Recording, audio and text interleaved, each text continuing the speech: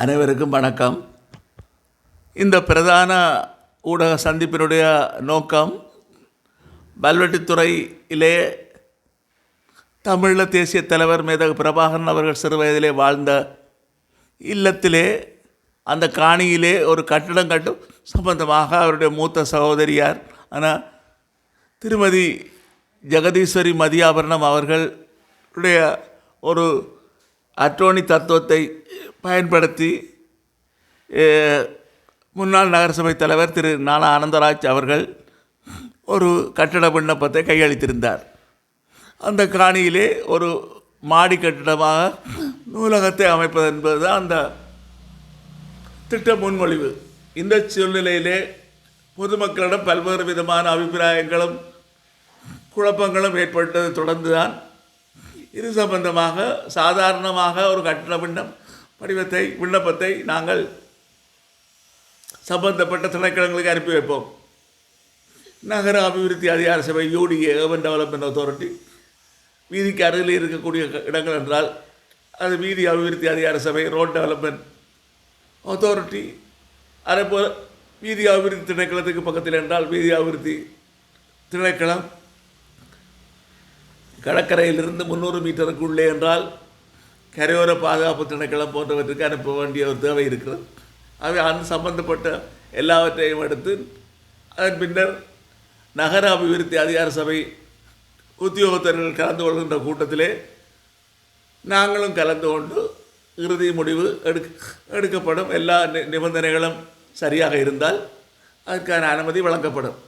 இந்த சூழ்நிலை இவ்வாறு ஒரு குழப்பமான சூழ்நிலை ஏற்பட்ட காரணத்தால் இந்த விடயத்தை நாங்கள் வல்வெட்டித்துறை நகரசபையினுடைய மாதாந்த கூட்டத்திலே சமர்ப்பித்து உறுப்பினர்களுடைய அபிப்பிராயம் கோரப்பட்டது.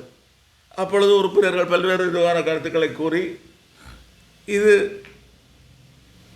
தமிழீழ தேசிய தலைவர் மேதகு பிரபாகரன் அவர்கள் வாழ்ந்த இல்லத்தினுடைய அடையாளத்தை அளிக்கின்ற ஒரு முயற்சியாக இருக்கின்ற காரணத்தால் இதை நாங்கள் உடனடியாக அனுமதிக்க முடியாது, சில வேண்டுகோள்களை நிபந்தனைகளை நாங்கள் விதிக்க வேண்டும் என்று சொன்னால் அடிப்படையிலே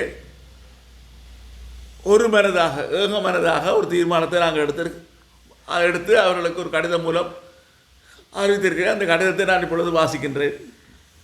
திருமதி மதியாபரணம் ஜெகதீஸ்வரி, 12வது பிரிவு, BTC கலைஞர் கருணாநிதி நகர், சென்னை 6,78,000, தமிழ்நாடு, இந்தியா.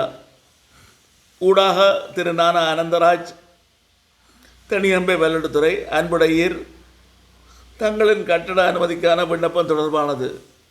தங்களின் 3/12/2025 கட்டட விண்ணப்பம் சார்பாக குறித்த விண்ணப்பம் தொடர்பாக மக்கள் மத்தியில் பல்வேறு கருத்துக்கள் நிலவுவதை தொடர்ந்து நகரசபை சம்பந்தமாக 30/1/2026 மாதாந்த கூட்டத்தில் ஆராய்ந்து ஒரு தீர்மானத்தினை எடுத்துள்ளது. வேலுப்பிள்ளை பிரபாகரன் அவர்கள் சிறு வயதில் 15 ஆண்டுகள் வசித்த வீட்டில் அடையாளம் மறையக்கூடியது என்பதன் அடிப்படையிலே இந்த தீர்மானம் எடுக்கப்பட்டுள்ளது. உலகத் தலைவர்கள் பலர் வீடுகள் இன்றும் அருங்காட்சியகமாக பாதுகாப்பு பேணப்பட்டு வருகின்றது. இந்த வீடு அமரர்கள் வேலுப்பிள்ளை தம்பதிகளின் மூத்த மகளாய் உங்களுக்கு சீதனமாக வழங்கும் ஆதரவு என்பதில் மாற்று கருத்துக்கு இடமில்லை. இருந்தாலும்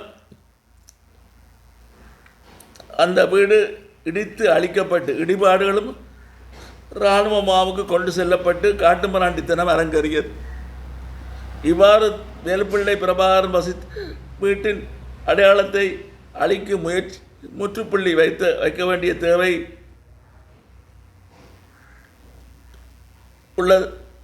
உள்ளது.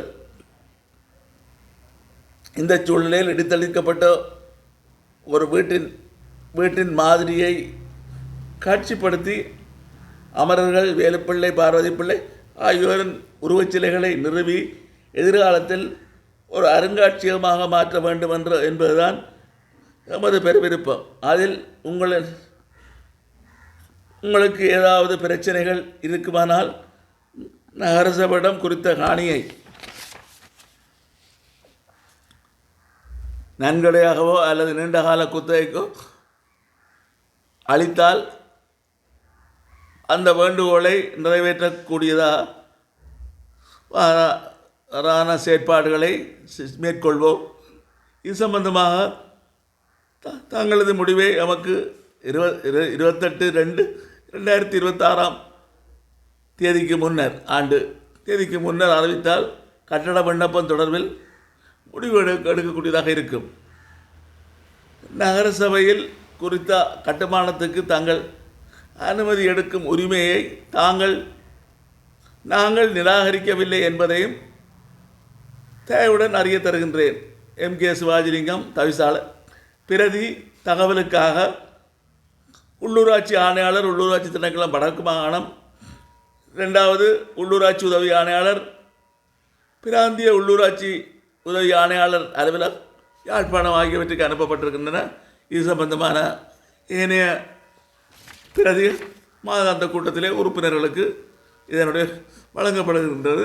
இதை நாங்கள் இப்பொழுது ஊடகத்துக்கு சந்திப்பிலே இந்த கடிதத்தினுடைய பிரதியை நாங்கள் வெளியிடுகின்றோம். நிச்சயமாக அவர்கள் இதை பாவித்து சரியான செய்தியை பொதுமக்களுக்கு கொண்டு செல்ல வேண்டும் என்பதுதான் எங்களுடைய எதிர்பார்ப்பாக இருக்கின்றது. கொழும்பிலிருந்து சிங்கள, ஆங்கில, தமிழ் ஊடகங்களும் வெளிநாடுகளிலிருந்தும் நூற்றுக்கணக்கானவர்கள் தொடர்பு கொண்டிருக்கிற காரணம், ஒவ்வொருவருக்கும் நாங்கள் விளக்கம் சொல்லிக் கொண்டிருக்கிற காரணத்தை சொல்ல முடியாத காரணத்தினால்தான் இந்த ஊடக சந்திப்பை நடத்தி இந்த அவர்களுக்கு எழுதிய கடிதத்தினுடைய பிரதியை அதை நாங்கள் இப்பொழுது ஊடகத்துக்கு வெளியிட்டிருக்கோம். என்ற அவர்களும் எங்களுக்கு அளித்த வேண்டுகோள்கள் எல்லாம் ஊடகங்களில் வந்த காலத்தில் நாங்களும் ஊடகத்துக்கு அனுப்பியிருக்கின்றோம். அதை அவர்களும் புரிந்து கொள்வார்கள் என்று நான் நினைக்கின்றேன். நன்றி, வணக்கம்.